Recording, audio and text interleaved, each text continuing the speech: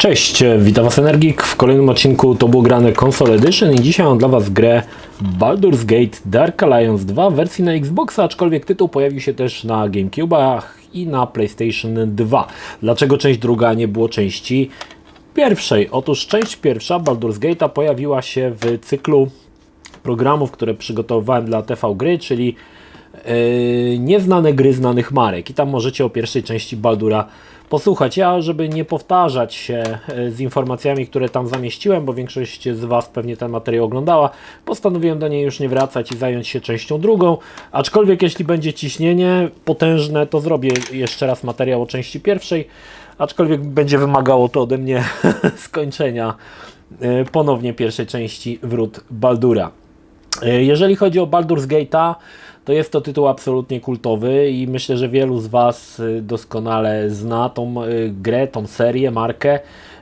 Ja sam w 1999 roku, kiedy pojawił się pierwszy Baldur's Gate, już wtedy byłem osobą, która raczej nie grała w RPG i raczej już odstawiała na bok RPG, ale Baldur's Gate to był tytuł, którego nie mogłem sobie odmówić, zwłaszcza że była ta pełna polska lokalizacja.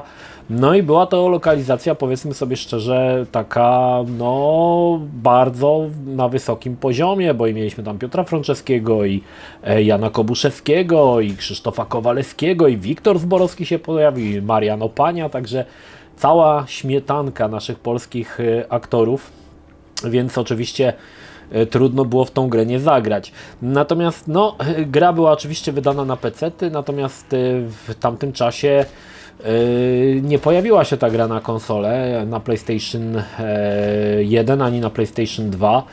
Tak patrząc dzisiaj z perspektywy czasu, wydaje mi się, że po pierwsze bardzo trudno by było tego typu sterowanie na konsoli zaimplementować, tak złożone przy użyciu pada, a po drugie wydaje mi się, że problem był też dosyć bardziej, można powiedzieć, prozaiczny.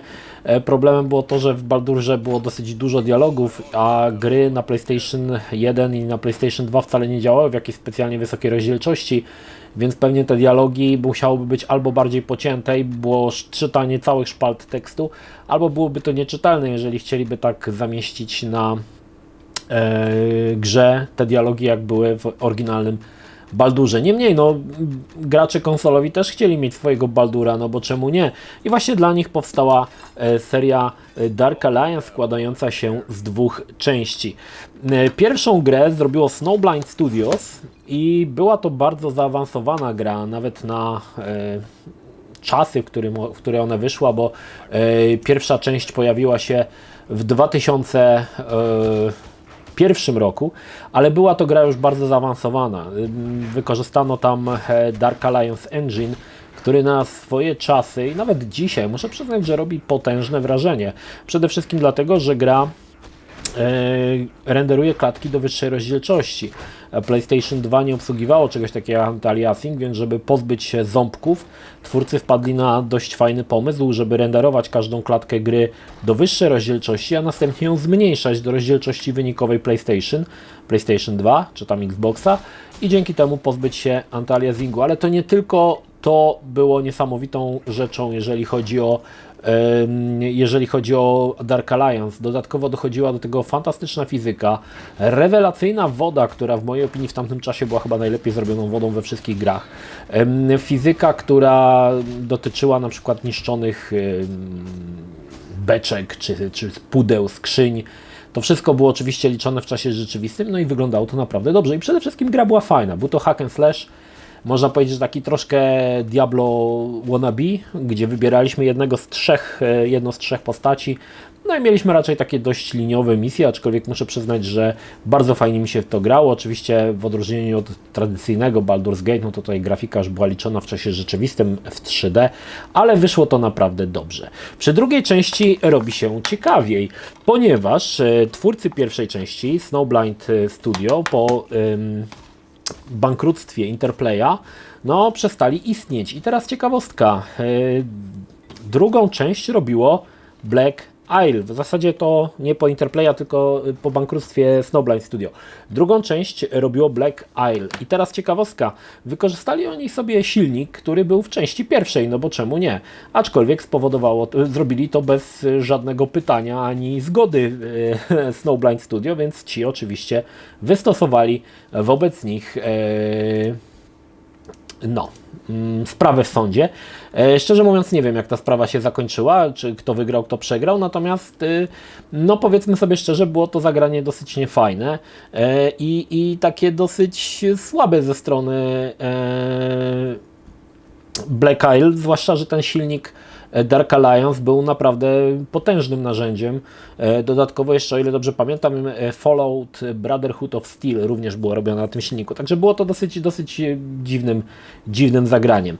Baldur's Gate 2 to ponownie, w zasadzie to tak naprawdę te gry się od siebie za bardzo nie różnią. Mamy troszkę więcej postaci, bo chyba jest postaci, że pamiętam 5 albo 6 do wyboru. Pokonujemy sobie misję, natomiast widać, że grę robiło inne studio. Pierwsza część Dark Alliance przede wszystkim miała świetne postacie. Szczególnie zapadała w pamięć taka barmanka na początku gry, która miała duże niebieskie oczy. Oczywiście w drugiej części Dark Alliance też wszystkie kobiety są piękne i mają duże oczy, natomiast widać, że to graficznie to nie było to, co była część pierwsza, że ta pierwsza część lepiej wypadła. Natomiast nie mogę powiedzieć, że druga część jest zła. Nadal ponownie mamy jakiegoś złego, którego musimy powstrzymać i przenosimy się przez masę różnych poziomów, przechodzimy, żeby do tego dojść. Oczywiście gra jest ponownie hack and slashem, czyli można powiedzieć, że takim tak zwanym klikaczem, gdzie biegniesz, naciskasz cały czas jeden guzik i siepiesz te potwory, zbierasz loot. Potem oczywiście po skończonej misji wracasz do Wrót Baldura, czyli do miasta, gdzie możesz je sprzedać, kupić lepszą broń i tak dalej. Jest to RPG, action RPG w takim bardzo prostym ujęciu, nie ma tutaj dziesiątek, chociaż nie, przepraszam, statystyki są dosyć rozbudowane, faktycznie. Tutaj muszę przyznać, że statystyki są rozbudowane, aczkolwiek nie są one przedstawione jakby w numerach, tylko w takich kropkach. Natomiast jest nadal się w to fajnie gra. Muszę przyznać, że ja jako niezbyt fan tego typu gier bawiłem się naprawdę świetnie i przy pierwszej części i przy drugiej naprawdę jest to dobrze zrobione. Przede wszystkim ta walka jest emocjonująca. Gra może być dość trudna, jeżeli nie ogarniesz pewnych elementów rozgrywki, to faktycznie może dać ostro w kość. Aczkolwiek samo levelowanie postaci, sama gra jest naprawdę dobrze. No, pozostała ta świetna grafika, no jak wykorzystanie tego samego silnika Dark Alliance oczywiście przeniosło się też na to, że ta fizyka, ta woda, to wszystko pozostało, również to renderowanie klatki do wyższej rozdzielczości i zmniejszanie pozostało. No niestety muszę przyznać, że w mojej opinii żadnych jakichś specjalnych ulepszeń w kwestii silnika Black Isle nie zrobiło, tylko po prostu wykorzystało to, co było i mam wrażenie, że gra może nawet nie jest lepsza oprawą, jeżeli chodzi o część pierwszą, ale nawet gorsza. Szczególnie, że te postacie jakieś takie trochę koślawe i ten lip-sync jest taki sobie, natomiast widać, że w części pierwszej Dark Alliance twórcy o wiele lepiej podeszli do rozwiązania. Oczywiście no tutaj też to byli twórcy silnika, więc pewnie o wiele lepiej to ogarniali, że tak powiem. Pytanie, czy warto, 5 postaci jest, o widzicie, tutaj mamy z tyłu. Pytanie, czy jeżeli jesteś fanem Baldur's Gate'a, to warto zagrać w Dark Alliance? W mojej opinii tak, bo przewija się tam mnóstwo rzeczy, które doskonale znasz z PC-owego Baldur's Gate'a. Oczywiście tutaj będą to jako w postaci bossów czy potworów, których znasz z oryginalnego Baldura, aczkolwiek no nie ma tutaj tej głębi, która była w grze PC-owej, no, gdzie ta fabuła faktycznie była Znaczy ta fabuła nie jest tutaj zła w Dark Alliance, aczkolwiek no powiedzmy sobie szczerze, to jest taka gra typowo pod konsolę skrojona, czyli żebyś tam za dużo nie myślał, dużo sobie poklikał, dużo pozabijał,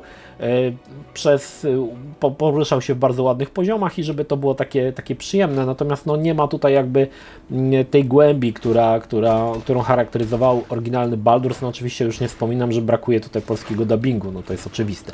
Niemniej, no wersja, muszę przyznać, grałem wersję na Xboxa, która działa w wyższej rozdzielczości niż PlayStation 2, prawdopodobnie, nie wiem, bo nie mam wersji na PlayStation 2, ale zakładam, że nie działa ona w 480p, tak jak wersja na Xboxa. Muszę przyznać, że oprawa robi wrażenie. Jeżeli nie graliście w część pierwszą, no to faktycznie te wszystkie lochy, oświetlenie, fizyka, no to jest, powiem Wam, na bardzo wysokim poziomie. Również ta świetna woda pozostała i muszę przyznać, że wygląda to dobrze. Aczkolwiek względem części pierwszej mam wrażenie, że gra została o wiele bardziej jakby... nazwałbym chyba spłycona względem części pierwszej. Ta historia jest nawet, ale ona nie jest tak dobra jak w części pierwszej. Tak jak mówię, widać, że mam wrażenie, że druga część Dark Alliance była robiona troszkę dlatego, że pierwsza część się nieźle sprzedała, więc zróbmy szybko dwójkę, ale już nie ma tego studia, dajmy to komu innemu, niech to ogarnie. I to studio Black Isle ogarnęło tak jak mogło, ale nie do końca to wyszło tak jak chyba sobie zaplanowali i widać, że pomiędzy tymi dwoma częściami jest dosyć spora różnica, ale co ciekawe na korzyść części pierwszej. Nie znaczy oczywiście, że część druga jest zła, bo można naprawdę się świetnie bawić, ja się świetnie bawiłem. Gra też nie jest krótka, przejście gry zajęło mi około 20 godzin, a jeżeli chcecie troszkę dłużej pobyć w świecie Baldura, no to może być nawet 30-40 godzin, bo mamy tam jeszcze jakieś zadania poboczne, różne inne uprzyjemniacze, że tak powiem, czasu. Natomiast fajnie to zostało zrobione pod tym kątem, że mamy każdy poziom, to jest jakby jedna rozległa mapa, po której się poruszamy oczywiście w rzucie takim pseudo-izometrycznym z możliwym ruszaniem kamery. I mamy możliwość, jakby cały poziom to jest jedna taka zazwyczaj kwadratowa, dosyć spora mapa. I to jest spoko, muszę przyznać, bo te mapy są naprawdę duże, ogromne i kilkadziesiąt minut na każdej z nich można spędzić. Natomiast to, co mi się nie do końca podobało, to to, że zmniejszono, wydaje mi się, siłę naszych bohaterów, przez co nawet pomimo, że rozbujania statystyk, ja grałem akurat barbarzyńcą, jest to postać, którą bardzo często wybieram sobie w grach RPG, nienawidzę magów i rzucania czarów, więc zazwyczaj wybieram postać, która jest silna i która prze do przodu i ja sobie wtedy tylko pakuję w siłę. Taką mam fazę grania w RPG, nie musicie mnie tutaj, każdy gra jak lubi, ja tak gram właśnie w taki sposób, czyli postać, która przechodzi przez pole walki jak czołg, waląc wszystkich na lewo i prawo maczugą po łbie. W każdym razie, nawet pomimo rozbudowanych statystyk pod koniec gry, widać, że za dużo jest tutaj klikania. Przeciwnicy mają za dużo energii i wymaga to zbyt wielu klików, żeby postać pokonać. W pierwszej części było to lepiej, w mojej opinii, wyważone. Tutaj no nie do końca. Jednym z problemów gry są dość takie momenty, w których można bardzo łatwo się zaciąć, pomimo, że gra, tak jak mówię, nie jest jakoś specjalnie trudna, to bardzo często, jeżeli nie mamy odpowiednio dopakowanej postaci, no to bossowie to nas po prostu zmiotą z planszy jednym machnięciem szabelki. I to jest problem, bo w tych miejscach można się zaciąć i bardzo często nie można już wrócić. I to jest słabe, że nie można wrócić z powrotem, żeby sobie dopakować postać. Absurdalnym, jednym z ciekawszych pomysłów jest tak zwany Recall Potion, czyli specjalny napój, który po użyciu od razu Cię cofa do wrót Baldura, czyli jakby teleportuje Cię do wrót Baldura. Podobno chyba było coś takiego w Diablo. No i tam możesz się uleczyć i wrócić do walki. Tylko problem jest taki, że nie możesz go użyć przy walce z bossem, więc jeżeli na przykład nie zapisałeś przy walce z bossem, a masz ostatnią buteleczkę, które idą tutaj po prostu, idą jak monstery w mojej żabce, albo jakieś browarki, hernasie z mojej żabki, schodzą jak harnasie z mojej żabki. Także no tutaj jest taki problem, że masz taki dosyć trudny orzech do zgryzienia i trzeba zawsze planować tą grę. To wcale nie jest zły pomysł, bo faktycznie trzeba planować, żeby co kupić, żeby na kolejne misje nie zostać z ręką w nocniku. To mi się podobało, ale z drugiej strony nieprzyjemnie to wręcz utrudnia rozgrywkę, coś czego w części pierwszej nie doświadczyłem, ale tutaj faktycznie te elementy się pojawiają, tego typu. No, pytanie, czy warto dzisiaj zagrać w Baldur's Gate. A słuchajcie, jeżeli jesteście fanami Baldura, to nie powinien Was ten tytuł ominąć, zwłaszcza, że jeżeli na tytuł retro, no się naprawdę nadal broni i oprawą, no i historią, szczególnie ta część pierwsza.